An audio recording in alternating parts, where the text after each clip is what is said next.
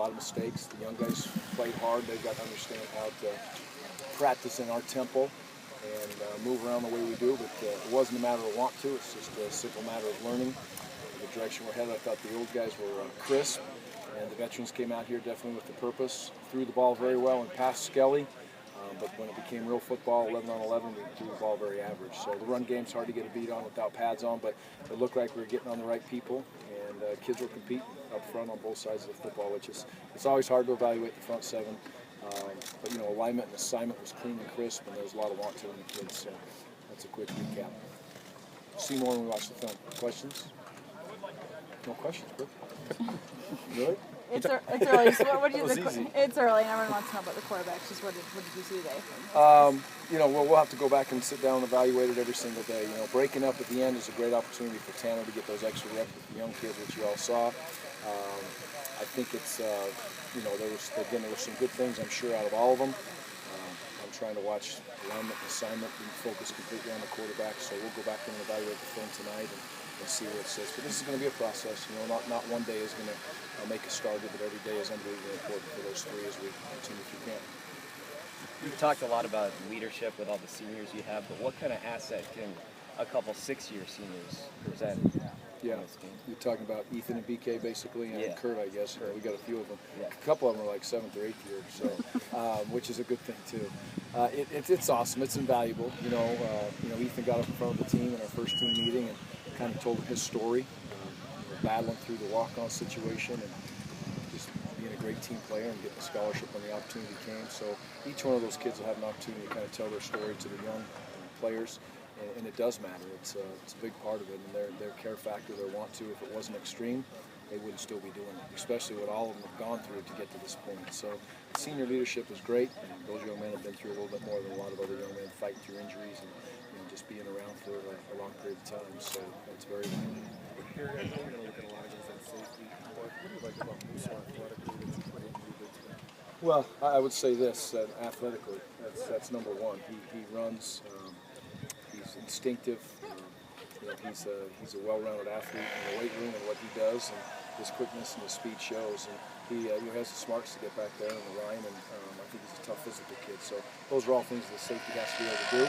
And as you know, we're going to look at 4 or 5 kids in that spot. But I think right now, Moose seemed to do a good job this summer of what we were looking for, of improving himself mentally. That was encouraging from day one. A couple things on the 105 here.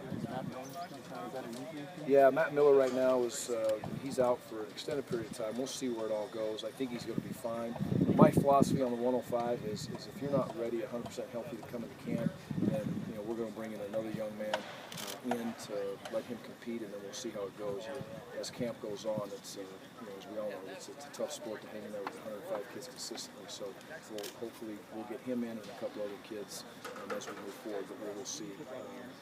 We expect him to be okay, but right now he's just not quite ready. Is Devin Golden close? No, not right now. Devin's still a little bit ways away.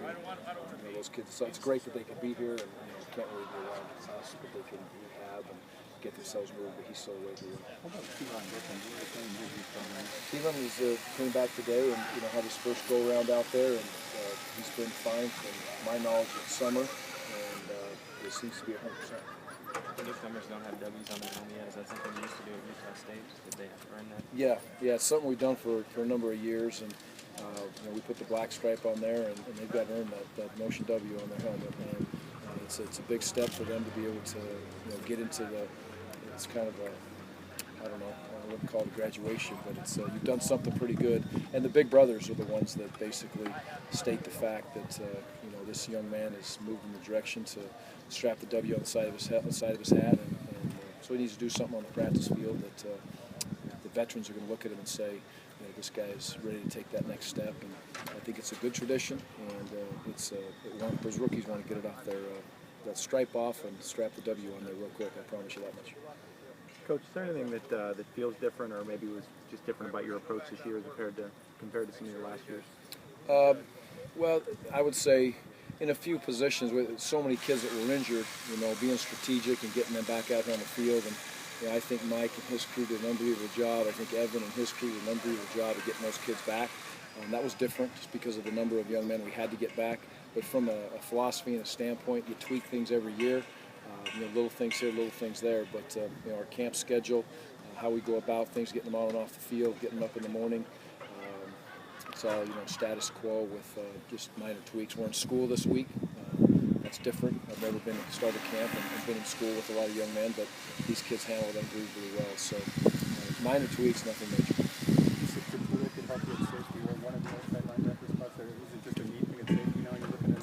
Well, I think number one, he can handle them both mentally, which is great.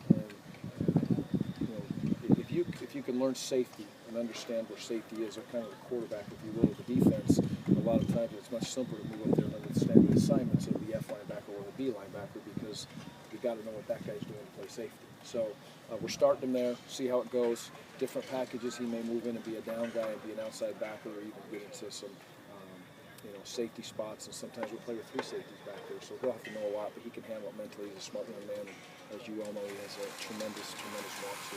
You were able to award what scholarship is that? Yeah, we were. It was something we did yesterday in the meeting. Nick has put in all kinds of time. He's almost graduated, and he's gone through some ups and downs in this program, but those are the best days, when you have an opportunity to give a young man an opportunity to get a scholarship. He's worked so hard, and he's battled like crazy and done everything we've asked him to do. And we had a spot, so we took advantage of it, and he'll be on scholarship.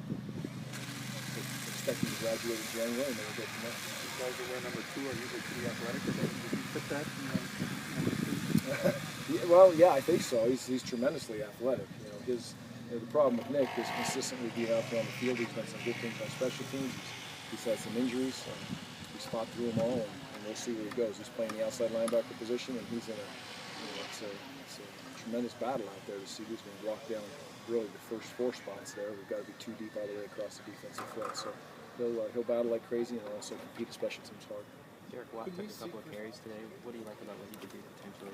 Well, Derek is, you saw Corey getting a ton of reps. You saw Derek getting a lot of reps and some tailback reps. And, he's, when you get into the belly play, you saw that a couple times. If you have a fullback that, can really carry the football and do some things. And Derek, I think he showed that in spring. He kind of opened our eyes a little bit to his ability to be able to run the football when, Jeff was hurt and we were trying to take some reps off of James and Melvin as we went through spring football. So he'll get the ball in his hands. He's a very good fullback. He can catch it very well. And we just don't want a fullback that's just going to block every time. And like to give him a little sugar every once in a while, give him a chance to run the ball. It's good for him. Could you really see Chris more when returning kicks? Yeah, anything's possible. Yeah, he'd be. We'll see where it all goes. But Chris wants to get back in those drills and be involved, and he has fun with it. And we'll see. We might see him in some short yardage offense too. I think that'd be an interesting place to see him get the ball in his hands about the 1 yard line with his want to and his will. It could get real interesting for a defense pretty fast. Anything else? Okay, thank you guys. Thanks, Appreciate Coach. it.